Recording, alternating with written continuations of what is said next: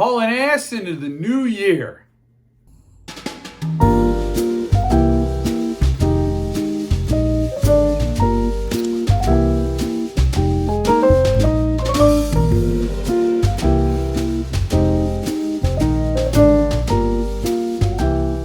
Hey friends, welcome back to the channel. Today I'm going to do an end of the month book haul video. These are the books that I've accumulated over the month of January. That's what day is this? It's January. And these are the books that didn't get unboxing videos necessarily. Some of those books are still events, and you just saw two of them. I had the insane book mail day with Ghoul in the Cape and Blood Meridian, and they came on the same day, and that was kind of huge. But each book like that is going to get its own unboxing video. But some of these other books, like if I go to a thrift shop or I go to eBay or wherever, and then I get these books, they just come in as they are. They're not timely in any way. It's not like you're getting a first look at anything. But these are still the books I've accumulated somehow, some ways over the month of January. First, we're going to check in with the Magic Duff Bucket just to do it all proper like. What have you got for me today, Magic Duff Bucket? You've got a Darkness Russian Imperial Stout from Surly Brewing. I've had this sitting in my refrigerator downstairs for some time. I bought it to drink during my unboxing of Blood Meridian as a special brew. I mean, they got this wax seal, so it's got to be special. But then a little player came on the scene called Rapture Brewing and kicked the teeth out of all the competition. Really, seriously. So this got demoted from the special status to now. Got to drink it, you got to drink it. So this wax seal is kind of a pain. I know how special it makes it look, but it's just kind of a headache. So I can't promise that this is going to be a smooth opening. In fact, there might be just an edit coming your way. We'll see. There we are. There we are, finally. Sweet baby Jesus. I actually cut my knuckle trying to open this thing. Anyway, so we got a Surly Brewing Darkness Russian Imperial Stout. It's a dark, cold night, a stout and some books. That's what I'm about. Man, I'm going to perfect the pour. I am. I don't do it so good. I do it much better off camera. I'm just going to let that one alone. So, there it is, Surly. Yeah, it's good. Yeah. You saw me kick. I got a little kick there. There's like a cherry. There's like a cherry to it. Just not a fan of it doesn't overdo it, but sometimes they do too much of that cherry or the fruit flavor in a stout, and it doesn't necessarily go that well. But I'm sure if Mitch did it, he'd do it right. So the fun thing is I went to Half Price Books and I started filming, trying to get footage for a hopeful expedition. I thought there had to be something at Half Price Books that I could take home. And so I always film the shelves in the off chance that something will turn up.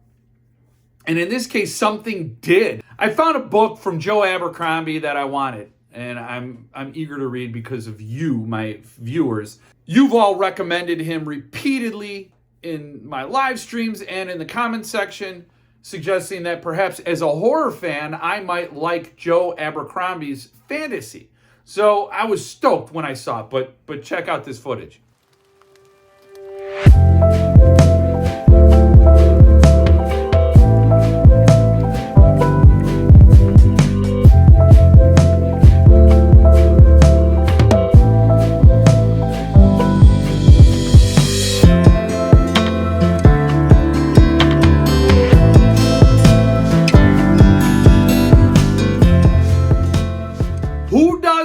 I did not realize there were monsters living among us. Really? Whoever had that book folded the corners, and you saw how many, and it looks like this person just gave up on the book. No wonder they sold it to half-price books. But I don't even care if it's a discount book situation. I'm not buying a book where all the pages are folded. I mean, red and light shelfware, that's okay.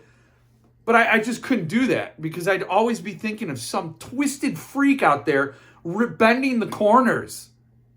I would constantly be reminded of this asshat doing that. And that was a price I wasn't willing to pay. So that was a bust. But good thing I had so many other books come at me. Some I expected, some that were total surprises. Like this first batch. Now, a friend of the channel sent producer Jill some tea. Now, if you've seen my other videos where people have gifted me books, I don't name them because they didn't ask to be named. I don't know if they expected it. But our benefactor can out himself in the comments if he chooses. That's his business.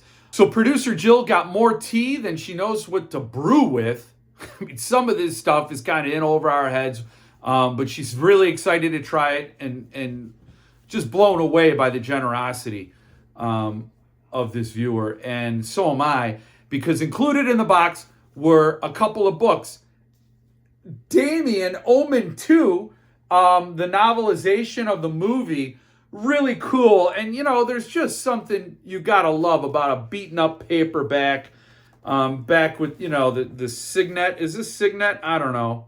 Yeah, the Signet paperbacks with those yellow edges, and, that just takes you back. That's how books are meant to be experienced. Just a good gripping movie tie-in paperback.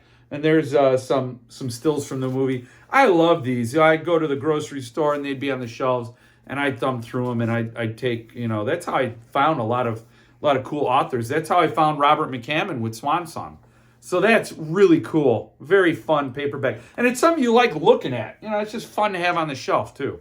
And this other book is from a very buzzy author that I've yet to read. It's The Only Good Indians by Stephen Graham Jones. I actually have a copy of the hardcover that I've never read. This is the impetus that'll get me off my ass to finally read it. Sweat Lodge Massacre. Wow. Spoiler alert. Am I right? So anyway, thank you. This was a really awesome, thoughtful gift thrown in there with the tea. It smells like tea. So I'm excited, and I love this. This really makes me happy. Up next is a book I got at a thrift shop. Now, I don't always film when I go in, and that can be a good or a bad thing. Sometimes I go into a thrift shop and I find a book, and then I decide to film the shelves so I can create the footage that shows the shopping experience. This time I went in and I didn't film, but I found this, The Ruins by Scott Smith. Looks like a first edition. It's a former library edition. Friends of Jefferson Park Library. It says sold. I don't know why. So this was from a library book sale right there. And I picked it up because a lot of people, there was somebody in a recent comment said this was one of their favorite horror books, The Ruins. And I did read, and I didn't finish A Simple Plan because I just wasn't that into it. But it was very well written, a very slow burn of a story. And I sold it to somebody who is much more of a fan of the work than I am. But I've always regretted it. I'm like, I shouldn't have given up on that book. I should have finished it. I did see the movie back in the day, so I did know how it's kind of like a Fargo story. That's at least how I have it filed in my brain. And I did regret giving up on it, and I did want an opportunity to read more Scott Smith. His short story and Hark the Herald Angels Scream is awesome. So this was the opportunity. I couldn't pass it up, so I grabbed it from the thrift shop. Next up, Cemetery Dance has a new head of the trade editions, Kevin Lucia, and he put out a notice on Facebook asking if anybody wanted some ARCs, some advanced review copies, to read, review, and help him promote the trade editions that are coming out. I raised my hand. I said, I am always up for advanced review copies. Mark me down. I will love to get some. Happy to read them, talk about them, share them in an unboxing or book review. And he said, great, I'll put you down. You're getting 3 books. So I thought I was getting 3 ARCs, but I didn't. I got actually 3 real paperbacks, real trade editions. The first one is a novel by James Cooper called The Fade. I've never read James Cooper. Looks cool. I'm eager to read it. I always love reading new authors. Cemetery Dance can pick some really great authors. And so, yeah, I don't know anything about James Cooper. So tell me what you think. And that will maybe push this higher in my TBR pile. We'll see. The next one is Dissonant Harmonies, 2 novellas by Bev Vincent and Brian Keene. The first one is The Dead of Winter by Bev Vincent, and the second one is The Motel at the End of the World by Brian Keene. And they got some fun stuff in here. They got a mixtapes introduction back and forth where Bev and Brian talk about songs. Then they have story notes from each author about their story. That's cool. I've never read Brian Keene. He's a big player in the horror world. I need to remedy that. So this is near the top of the TBR pile just because of that fact. But I started reading the mixtape introduction, and that was a lot of fun. It was a different kind of introduction where they each chat about different songs and give their different viewpoints. So it's a fun, ice-breaking introduction. And then finally, from Cemetery Dance, I got He Who Types Between the Rows. This is from the founder of the Horror Drive-In website, which I think it went defunct in 2017. It was a great place for a lot of horror fans to go and talk about all things horror.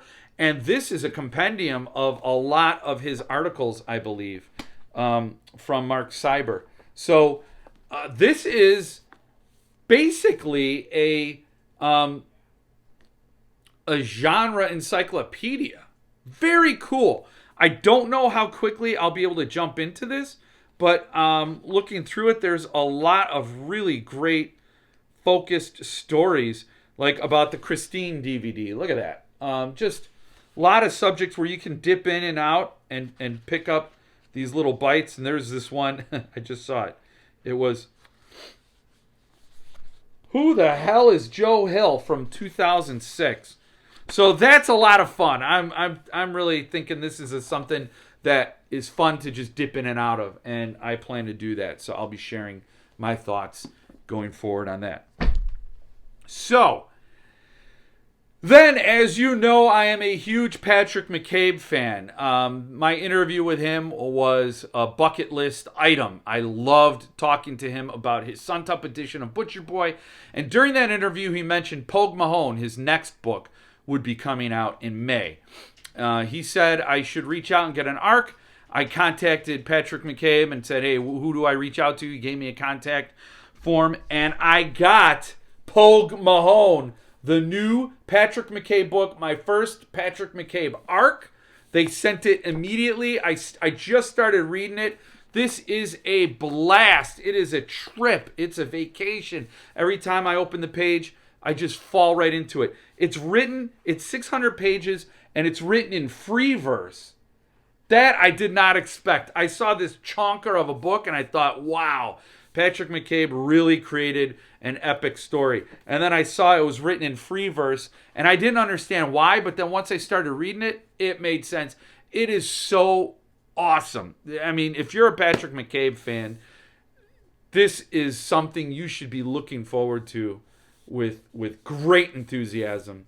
I'm going to have a follow-up conversation with the man himself in May, and we'll talk about this book, among other things. I'm going to read this. I'm going to try to read Winterwood as well, and have a lengthy discussion, because this definitely needs to be unpacked. So, and I'm jazzed. Look at that cool cover. You know, I love cool graphic design and typography and things like that, and I think this does a fun sort of retro poster-ish book cover. And then, inspired by that, geeked up by that, I thought, are there any other Patrick Mccabe books out there that I don't have? And I went and I found this on eBay for $10. It's The Stray Sod Country. It's a novel. Check out that cover. That is a lot of fun. And I bought it, like I said, for $10, and it's an ARC. It's an advanced reading copy. Isn't that crazy? So now I got 2 ARCs from Patrick Mccabe, and I do prefer hardcovers. So, but the novelty of an ARC is always fun, right? And you're buying it on the secondary. If you buy a hardcover on the secondary, the author doesn't get any money from that sale anyway. So it's not like I'm taking money away from Patrick Mccabe by buying this.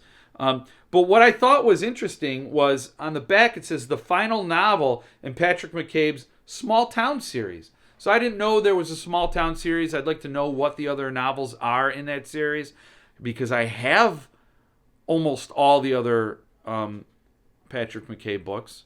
So I don't know where that one fits in. So I may read those before I get to this. But this is a fun way to add a book I don't have into my collection in another ARC. And then finally, this is also another ARC. You may have seen my interview with Philip Fracassi.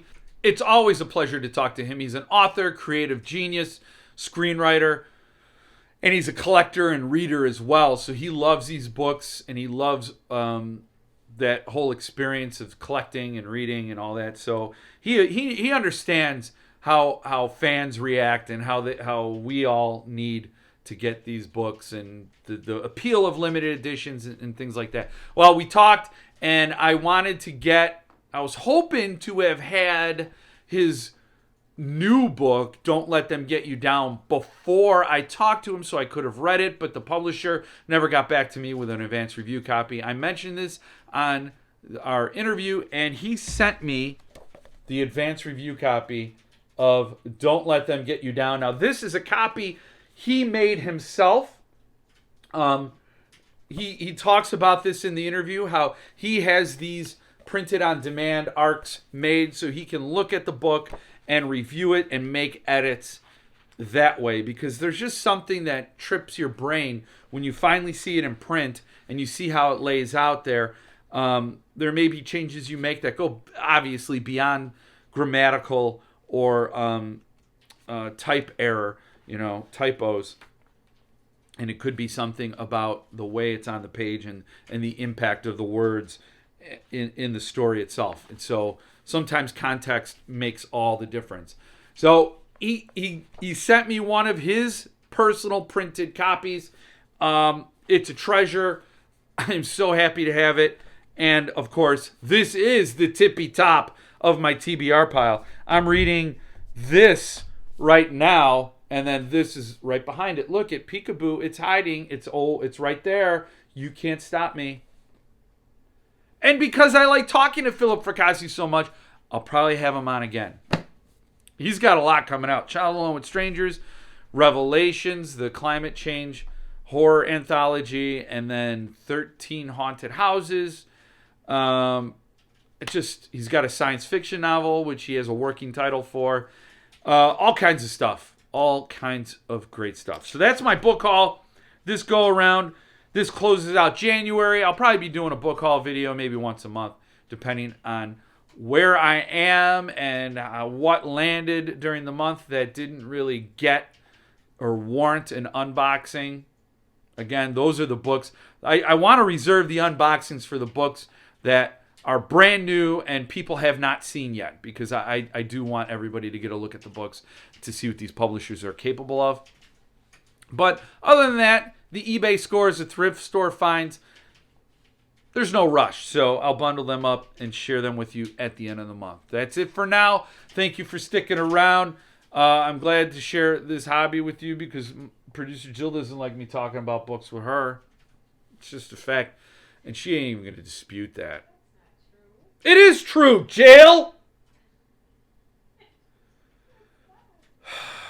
All right, well, let me get back to my life. why don't you go ahead, get cozy, pour something tasty, read something frightful, or you don't have to read anything frightful, and stay frosty.